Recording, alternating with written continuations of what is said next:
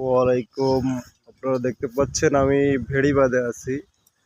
ভেড়িবাঁধ, সোনাকোড়, গঙ্গারামপুর, শালিখা, মাগুরা। দেখতে পাচ্ছেন এখানে খাবার খাওয়া হচ্ছে।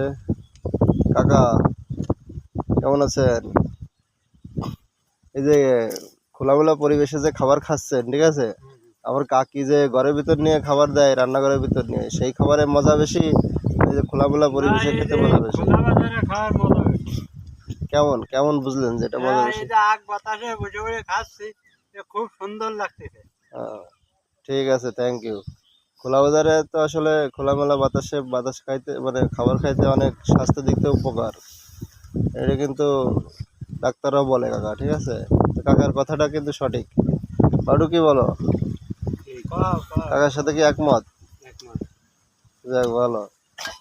আমাদের এই ধান ওটা তো